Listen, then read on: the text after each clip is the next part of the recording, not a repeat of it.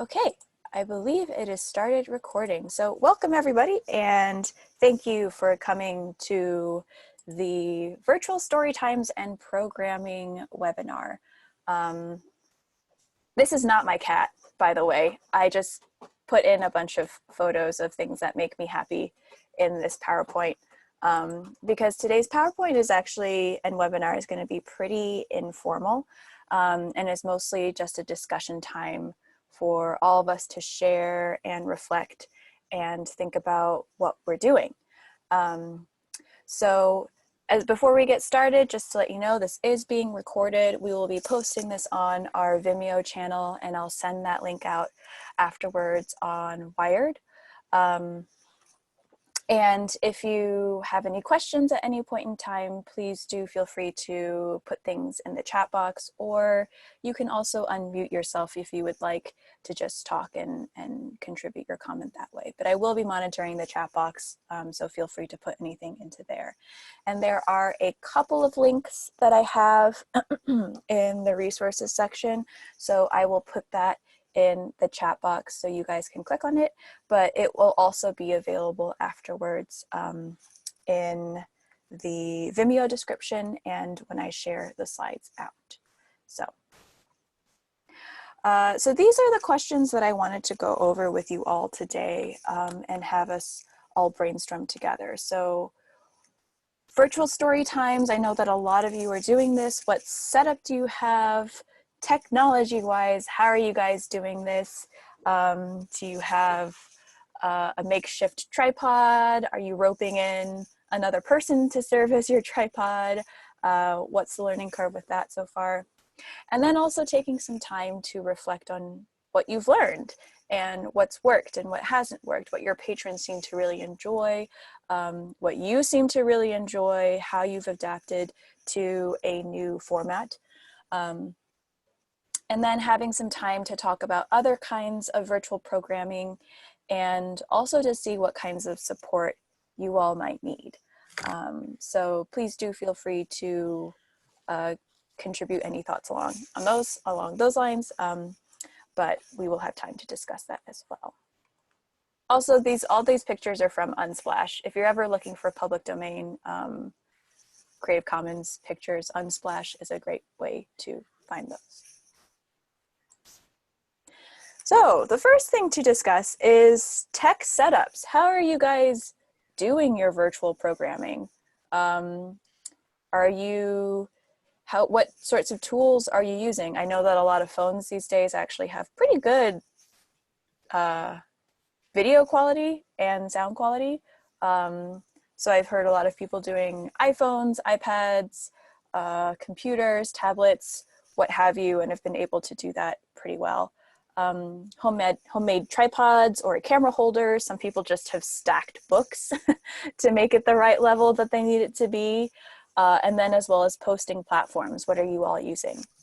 So in the chat box, Fawn has said, we have done 4 weeks of a live story time with a tripod and iPhone Max. Ben from Belgrade says, Google Slides with recorded audio so story times are on demand instead of live. Cindy from Bozeman says, we have used iPads but had to buy 2 more with additional storage. Our former ones were old.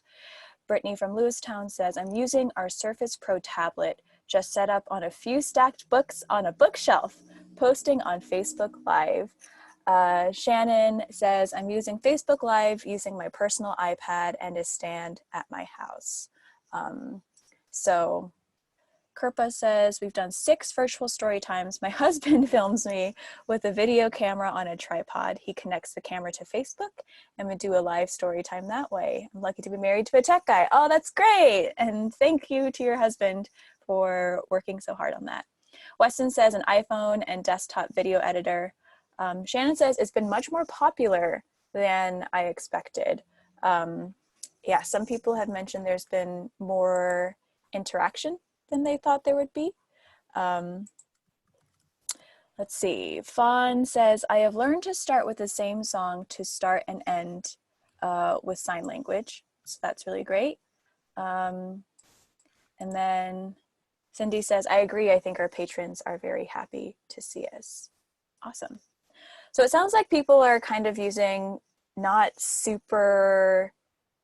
like anything high tech in terms of video recording or sound. And everyone's been able to kind of put something together using the tech that they have. And it seems like Facebook is the platform of choice. If anyone is using Instagram or anything else, please feel free to chat. And are people recording and saving the things, or is it just at 10 a.m. we're doing it live and then it's not available afterwards? Rhea says Facebook Live using a tablet. I use Zoom to do recorded chapter book story times. Great response, getting views from lots of out-of-state people as well.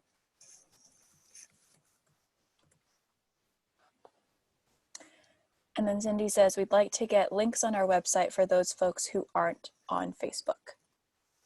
So yeah, that's a very good point. I am not on Facebook, so sometimes viewing things on Facebook can be a little disorienting.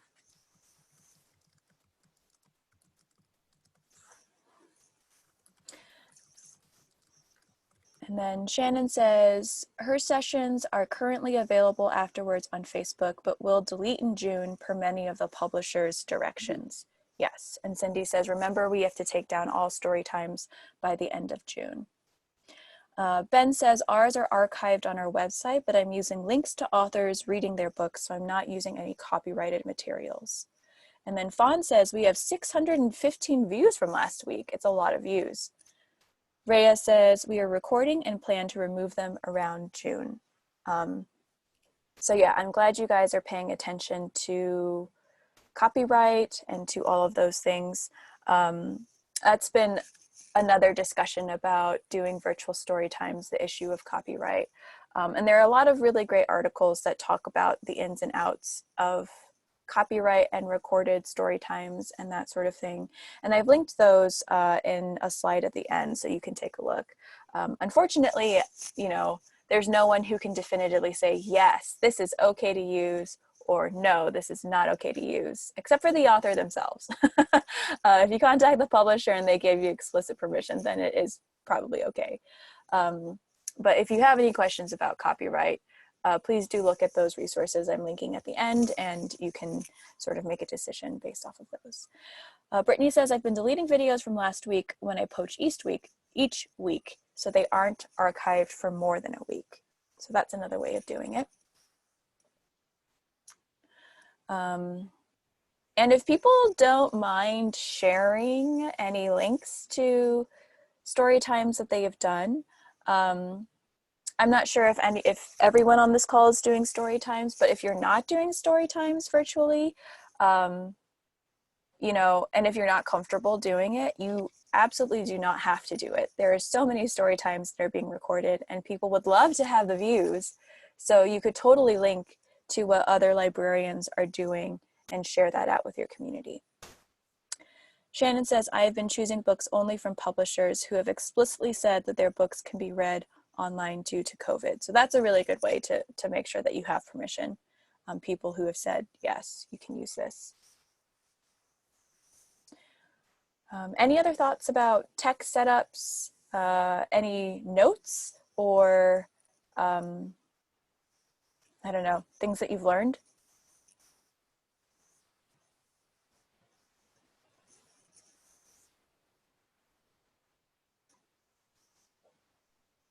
Lori from Dillon says, I'm terrified of cameras, so we are recording story time on the radio. However, I feel like I should tuck it up and go virtual. I'm here to figure out how to do it. So yeah, you know, I think it's natural to, I mean, being on a camera is not, for some people it's natural, but for a lot of people it's not natural. So don't be afraid that you're the only person who feels that way. And Lori, hopefully you've gotten some good ideas in terms of format. Feel free to ask any other questions though, if you want. Shannon says, it doesn't have to be fancy to work. I think our kiddos just want a familiar face. And similarly, Cindy says, Lori, kids just want to see you. So let's go on to reflections and lessons learned. What have you learned so far? What's worked super well? Fawn mentioned earlier starting and ending each story time with a song, working in sign language. You know, maybe you're doing music, maybe you're doing shakers, maybe you're doing more finger plays. What's really worked for you for this format? What have you learned? What have you enjoyed? What are you hoping to continue in the future? And what if patrons responded well to? So let's see. Fawn says, I try to mix it up with songs and finger plays. We have a shout out list that grows each week. I read the Wonky Donkey for 2 weeks.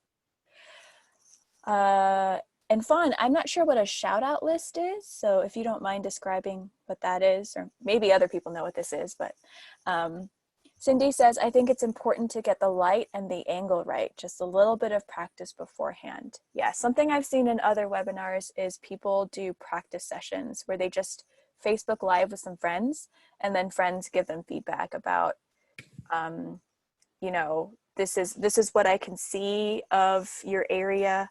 The light's a little bit too bright, maybe changing it in some ways.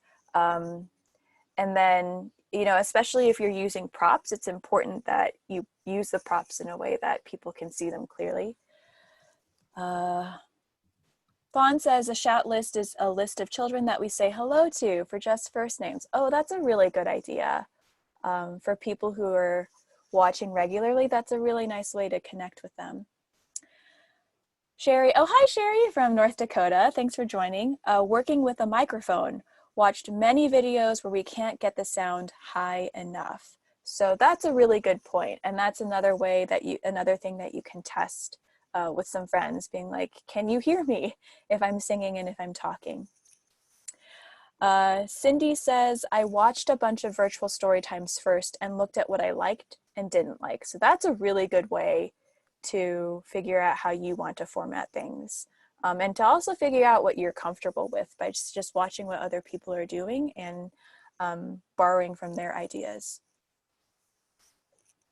Shannon says, I've been giving a challenge project that kids can do at home, and I draw a winner each week from people who shared a picture of their project the previous week. So that's been popular. We are a small community, so I know everyone and they can all contact me easily. So that's really, really great. And then Fawn says, I learned how to make the sign behind that says read to correctly.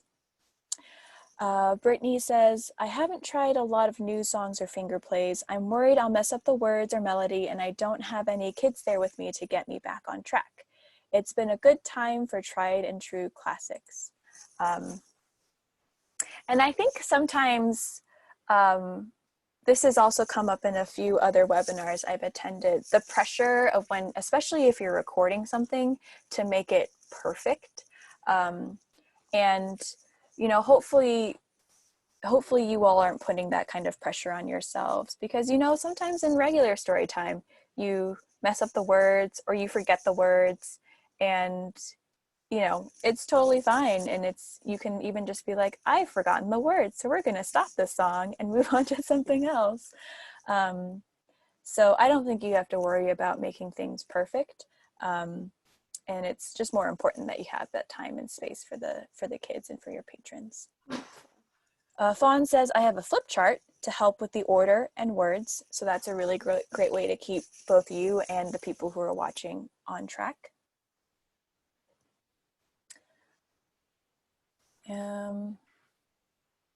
Yeah, and has anyone thought about continuing things in the future? Maybe continuing with virtual story times later on?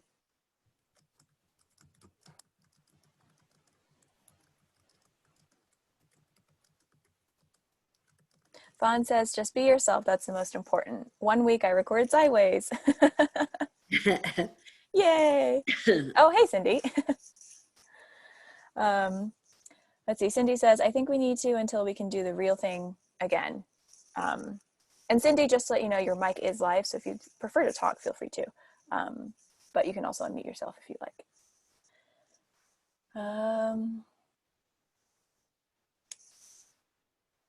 Yeah, any other ideas, Any other reflections on what people have learned doing this?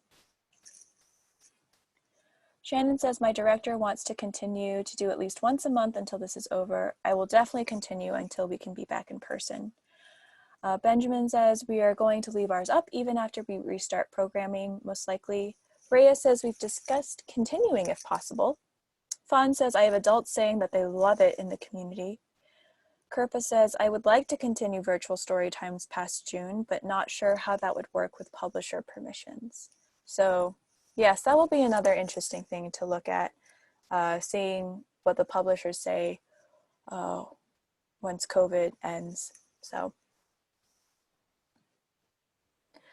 any other tips and tricks about, setting things up, about testing out sound, about choosing what books to do, choosing which stories to do, anything that you're like, not going to do that again?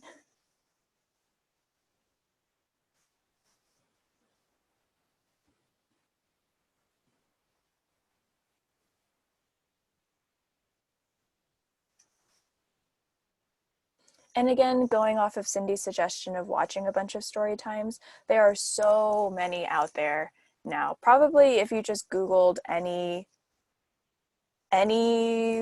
sort of major library, you'll have quite a plethora of examples to choose from. And at the end of this webinar, I've also included links to other webinars from other states where people are talking about virtual story time and what they've done. So you can always look there and see what people have done. Okay, well, let's go on. I guess we're moving on to other virtual programming, but we can also just open this up to virtual story time questions more generally, and then just virtual programming too. Are there other things that you've ventured into? Are there things that have translated well into virtual channels and you might suggest to other libraries? And what new programs have you thought of? And yes, now everyone is hungry for cookies. I missed my mid-morning snack, so my stomach's kind of growling.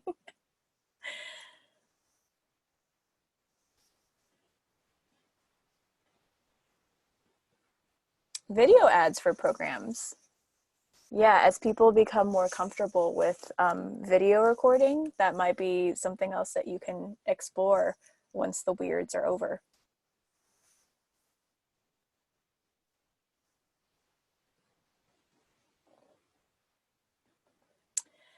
Ben says, we're posting a get up and move exercise / walking challenge to our website and Facebook each week. That's really great. Cindy says, I think some of our summer performers may do virtual programs, which is really awesome. And there is a librarian in Ohio who is collecting virtual performers for summer reading and is hopefully going to share that with the rest of the nation. So once I get that, I'll be sure to share that out with people. Kirpa says, I've been doing a science experiment and science demonstration video once a week and a craft video each week. Both of these require only common household items. So that's really great. And again, if anyone doesn't mind sharing their links in the chat box to any of these, that would be great. And I'd be happy to compile them into a big list and put that into the Vimeo description, because it's helpful to watch what other people are doing. Freya says, we started a chapter book program this week and we plan on hosting a baby storytime program, DIY crafts, and 60-second science series when we launch our YouTube channel. That's very exciting.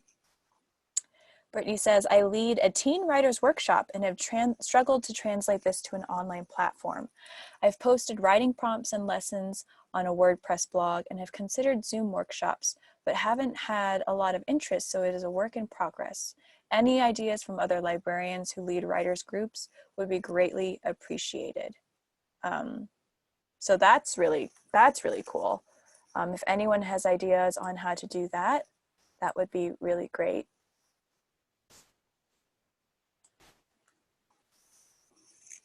And Brittany, I don't know, maybe a Zoom session might be helpful. Sometimes you just need that kind of, not in person, but looking at people's faces interface to get things started. So that might be something that you could try. Fawn asked, how does the chapter book program work? So Rhea, if you'd like to put some details into there, that would be great. Cindy says, I'm doing virtual kids book club this month and probably next month as well.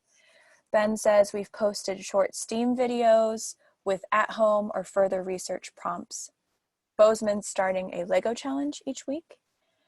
And Rhea says, we just shared this on our page, Grab the Mic. It includes bi-weekly video series. And she included a link to the Library of Congress, I think. So you guys can take a look at that. And as a side note, if anyone is interested in doing something on Zoom, but you've not used Zoom before, we are offering Zoom trainings where one of the State Library staff can meet with you and show you the ins and outs of how to use Zoom and how to facilitate an online session. So feel free to let me know if you're interested in that. You can submit a request for a training through the Zoho help desk system, and we'll get back to you to schedule something.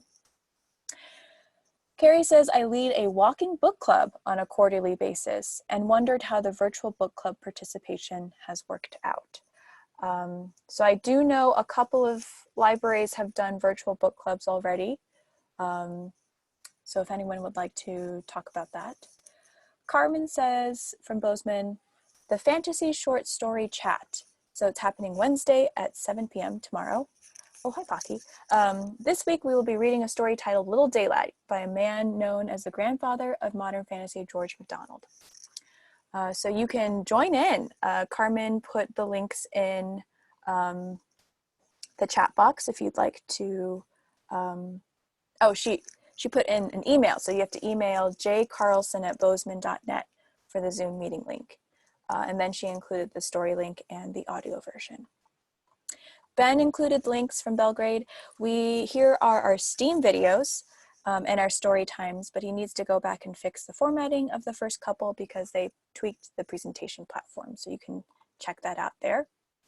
Carmen says that the fantasy short story chat is a weekly program.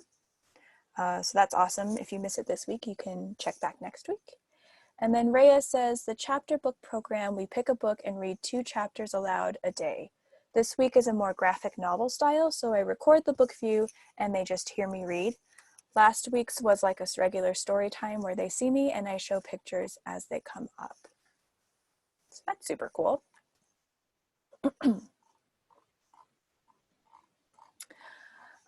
And I don't think anyone from Imagineif is on this call, but if you're looking for really great ideas, the Imagineif Library in Kalispell, their YouTube channel, Facebook page, and Instagram account has lots of really great programming for both virtual story times and other kinds of virtual programming too. Carmen says there is another link for another event, which I think is a book club, the monthly book club. So you guys can join and lurk in the background and see how things are formatted.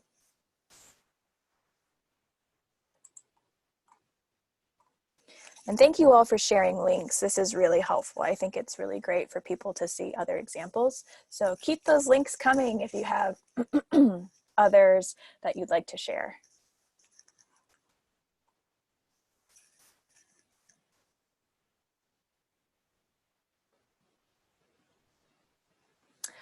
If you guys have a suggestion on books that people have really enjoyed, that's also super helpful. You know, sometimes there's a fan favorite, so feel free to put those suggestions into the chat box as well.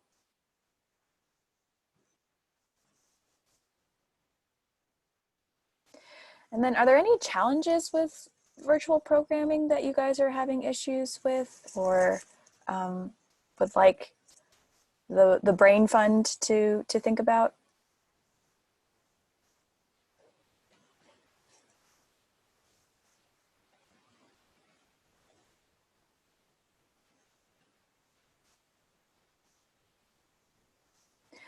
And also another reminder, you can save the chat transcript at any point in time. If you go to the chat box and you can see where you type in to submit a message, there's a file button where you could add files or whatever to the chat box. But then next to it, there's that little ellipse ... menu. So you can click on that, and then there is an option to save the chat. So you can save it as a text file. Shannon says, last week I did a box story time and had lots of fun seeing all the pictures people sent in showing what their kids did with boxes at home. And everyone has boxes right now, so that's really creative. And then my challenge is, since she's doing it alone, she can't answer chat questions during the story time. And that is actually a really good point. Yeah, does anyone else have, anyone else struggling with that? Because I'm sure there are lots of people who would love to interact, and you know, sometimes you want to ask questions like, what color is this? What do you see? But then it's hard to respond to what people are saying. Kirpa has also included a link for one of the science demonstrations that she did, so thank you for sharing that. Mary Catherine asked, please explain a bit more about the box story time. So Shannon, if you'd like to include some more details. And going along with chat interactions, what I have seen from some people is they do build in a little bit of time for people to interact with them. So they'll say something like, you know, they're reading a story about ice cream, and then they'll ask, if anyone watching at home, if you could type in your favorite ice cream, put that in the chat box and let's see what people say. And so they specifically carve out time for people to respond, and then they read out what people are saying. So I know that can sometimes feel a little bit unnatural, because when people aren't in front of you and nobody's saying anything, it just feels like it's so long and it can sometimes feel awkward. But if you just say, we're going to take 10 seconds, 30 seconds or something, and we can just breathe, and the people can type in their favorite ice cream flavor, then you can say, this person said this person said this, I like this flavor too. So maybe that's a way that you can encourage interaction while still accommodating for the fact that you're just one person and it's hard to multitask. Rhea says her biggest challenge is not being super familiar with all the online services and softwares for video editing. Most all of our videos are live. I'm excited for our new program ideas, but worried about editing them, adding intros and text to make them more visually appealing.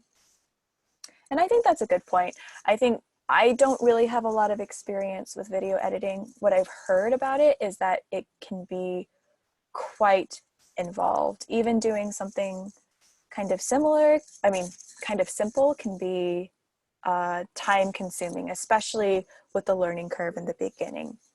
So I think, Rhea, instead of doing everything all at once, I think you've already kind of identified a few good things to work on. So adding an intro, maybe just a 5-second panel in the beginning. It could be just a static slide and putting that in the front and, you know, experimenting with that. And then once you're comfortable with that, you can move on to something else. Maybe putting in some fun pictures or something. So you can always make that an incremental thing, and it makes it a little bit easier to do instead of a whole big editing project. Shannon says, I read a few box books where kids were being creative with boxes and then challenged families to do anything with boxes and send me a picture. Could be building a tower of boxes, making a boat, a fairy house, anything that they can think of. It was fun. So the books were It's Not a Box, Rock's a Boxin', and there was one more that she's going to think of. Cindy says, apparently lynda.com has a creative video editing techniques class. And then Shannon says, I think the other book was What to Do with a Box. I had no idea box books were such a prolific category.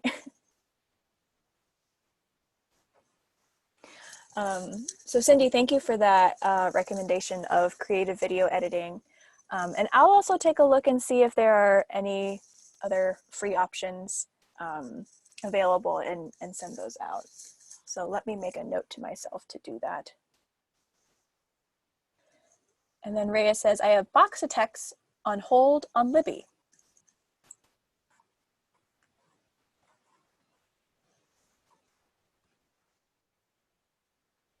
And if anyone has suggestions on video editing software, I think the only thing I've used is iMovie. And that was like in college, which is quite a ways away at this point. So there probably is other stuff that you could use. So if you have suggestions on that, feel free to put those into the chat box.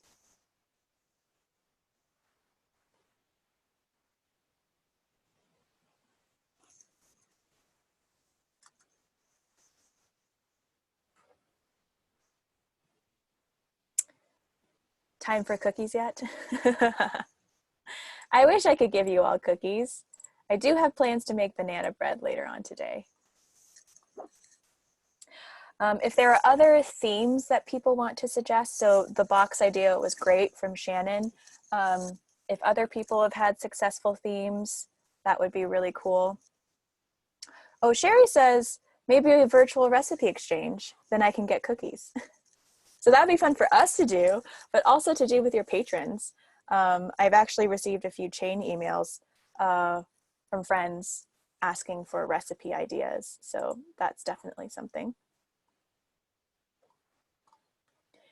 And real quick, apologies if you can hear me typing, but I'm gonna put a note to myself to look up video editing software and tutorials.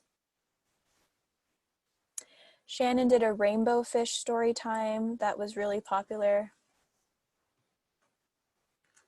Corey says from Bozeman, I did a Facebook post about what new things have you been cooking, and people posted recipes. So actually that's a really good point, Corey. You know, if you're not comfortable with doing something live or recorded, you can take this time to kind of up your social media presence and interact with people that way. There's been a lot of really great creative challenges that people have been posting. So you could just put something every day on your Facebook page and say, if you're feeling creative, try doing this and send us a picture or put a picture in the comments and just try and engage people in that way. Ben from Belgrade says, our adult services is also doing Pinterest boards to replace their adult crafternoons. That's great. Shannon says, I like the recipe idea. I know, I love getting new recipes. So I'm actually gonna put in the Smitten Kitchen banana bread recipe that I always use. This thing is unapologetically banana-y. So if you don't like banana, then this is not the recipe for you.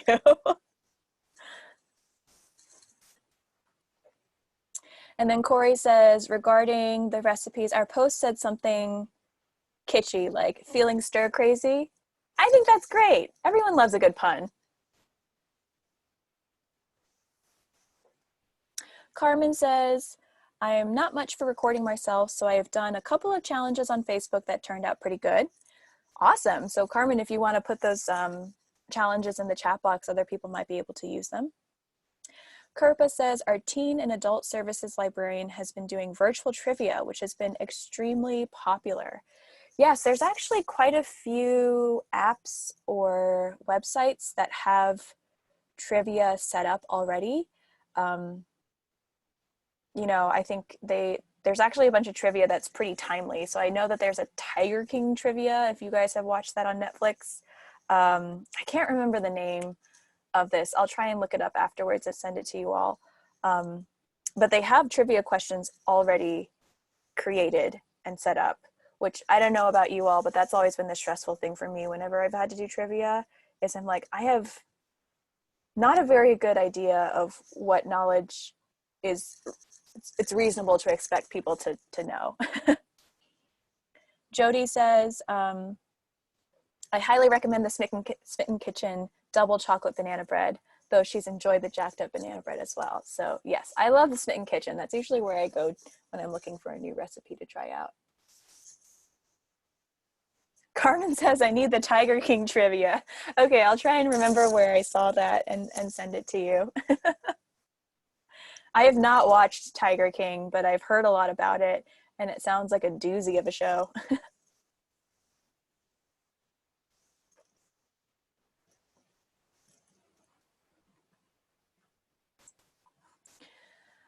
Any other programming ideas, challenges that you guys have done that have worked out well? Things that are sort of percolating and marinating but you haven't tried out yet and would like to discuss with your fellow librarians?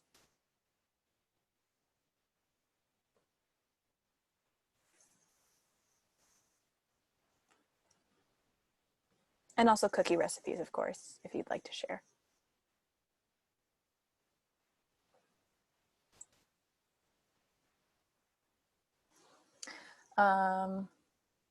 Oh, Corey says, I am curious about the trivia if you find the link to that. Yes, I will try, and I think I got an email about it, so I'll look through and see what's there.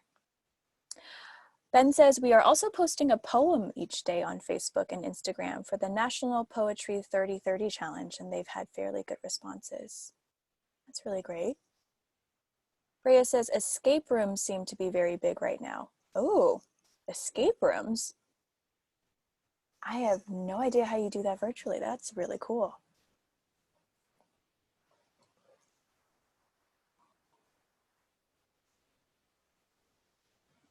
Okay. And then oh, sorry, go on. You're good. I was gonna type, but I have a baby strapped to me and the keyboard's really far. They do a tutorial. There was one that went really big because it was a Harry Potter escape room, and it was out of a library, I think in Pennsylvania.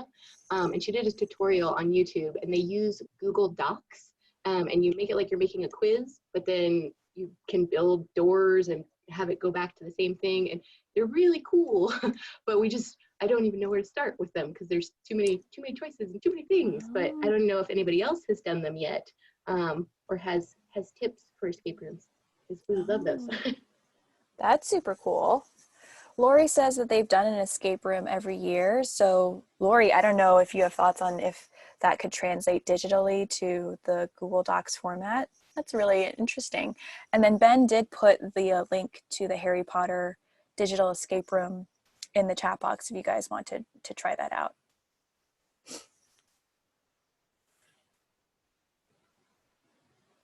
And maybe you don't have to jump directly into an escape room. Maybe you could just do like simple puzzles, and have a weekly puzzle that people try and figure out, or riddles. A friend of mine has a friend who makes up his own riddles, and she's sent them to me. And for other people really enjoy them. For me, it's like if I can't think of the answer in like the first 2 minutes, I'm like, I don't want to do this anymore.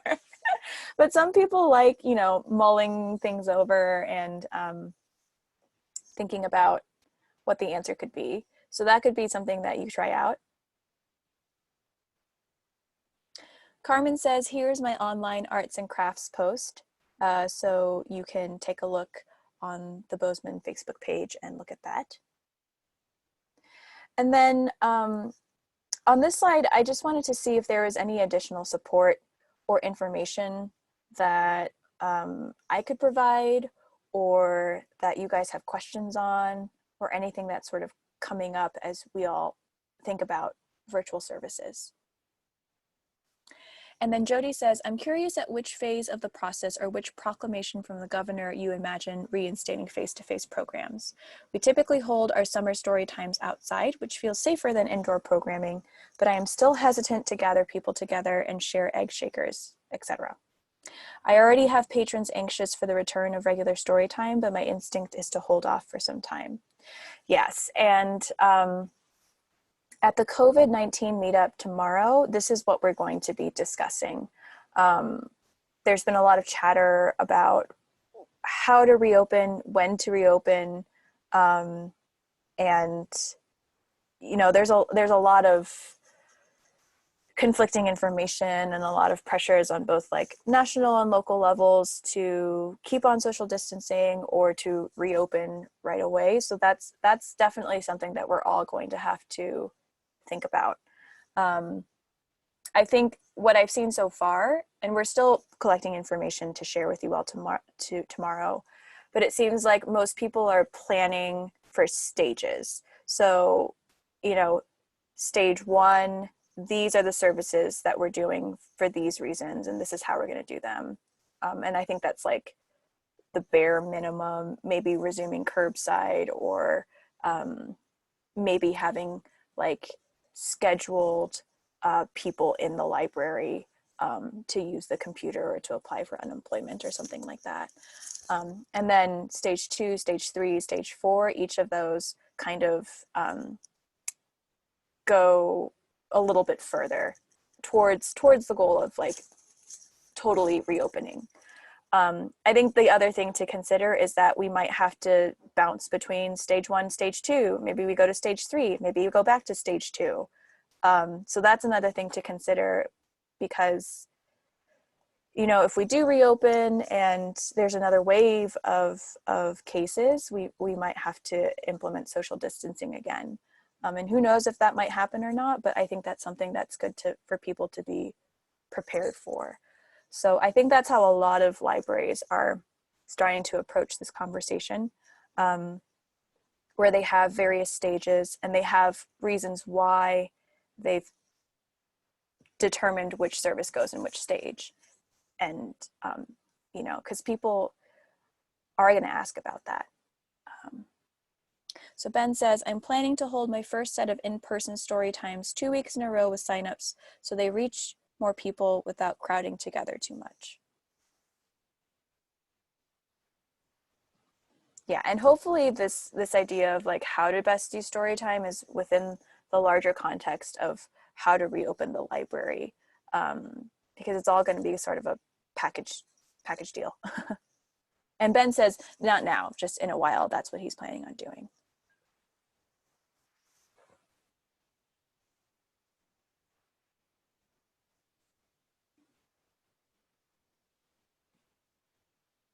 And then I think another idea to be aware of, and Jody sort of mentioned that, is that there are a lot of people who are wanting to go. I think even if the governor says that like shelter in place is over, I don't think that necessarily means everything is going back to the way it was before. I think it is going to be a gradual reopening of things, and that might be difficult for some people to hear. So I think that's another thing to prepare for, is to have reasons why you're doing things gradually and reopening gradually, because you're gonna have plenty of people who are like, yes, that makes total sense, I understand, this is for the safety and health of the community.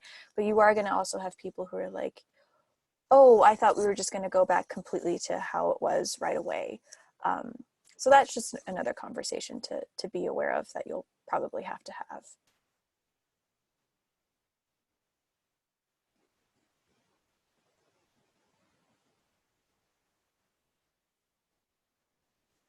Um, any other questions or things? Any ideas of discussions to around reopening and what you're planning on doing?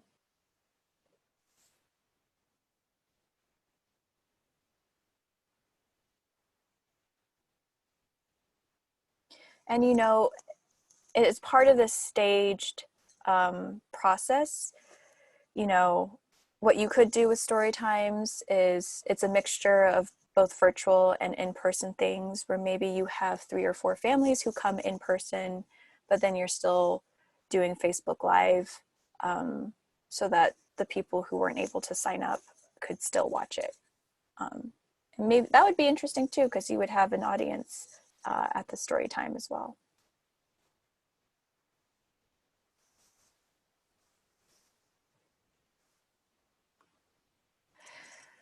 And real quick, here are just some resources to check out. I've added some Storytime webinars here that you can look at, one from Massachusetts and one from the Colorado State Library. There's also a webinar from Amigos that talks about virtual story times. The Fayetteville Public Library has really great examples of their virtual storytime offerings. So let me actually go ahead and drop those links into the chat box so you guys can take a look at that. So the Massachusetts one is here. And then this is the Colorado State Library.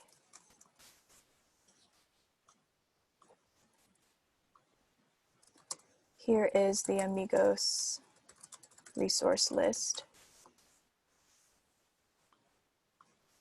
And then the Fayetteville virtual story times.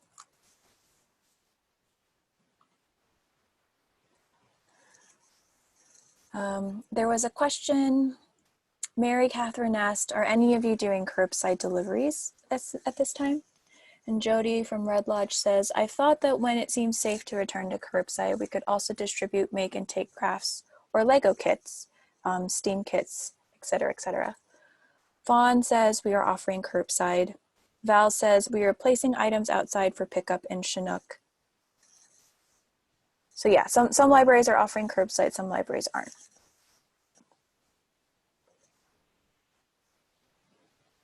Freya says, Stillwater is doing curbside and computer users by appointment. Carrie says, we just set up a takeout window so people can drive through. Ben says, we were mailing a limited number of items per week, but not doing curbside. Sherry says, in North Dakota, we are mailing everything out.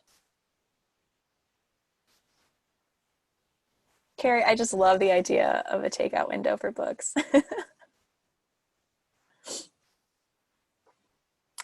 A couple other things to mention on here.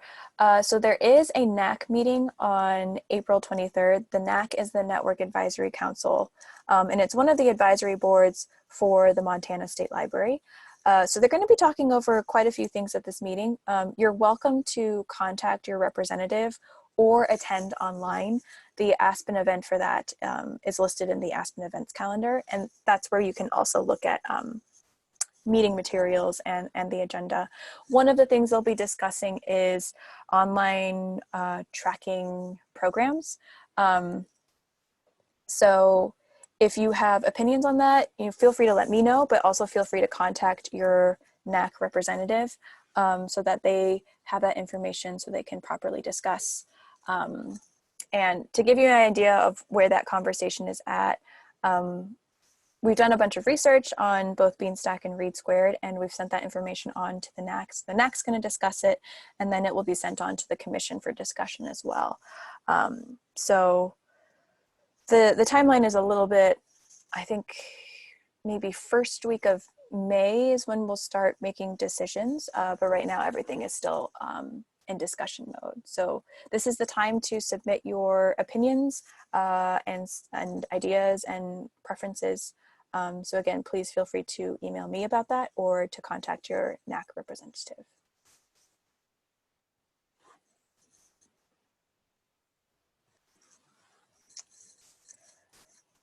Yeah, any other questions about virtual programming, virtual story time, anything like that?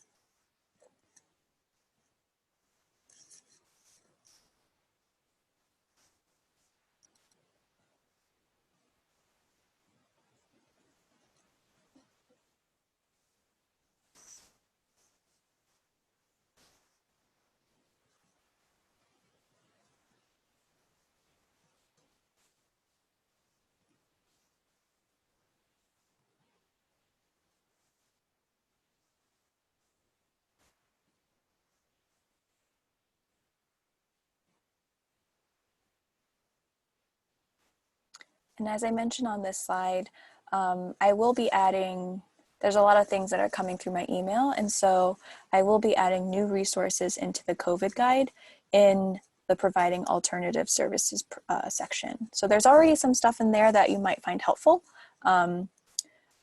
but I'll be adding more stuff into that section as well as I come across it. Oh, Cindy, thanks for coming. And yeah, just to let you know, we are hoping to schedule another summer reading brainstorm session. So I will let you know once that is on the books. And we can talk more about summer reading, which who knows how the situation will change as we go forth. But yeah, if you need to dash, feel free to go eat some cookies. But I will stay online until noon if anyone else has questions. Again, you can save the chat if you would like to, but I will be pulling the links and putting those into the Vimeo description too. So I'll go ahead and stop the recording.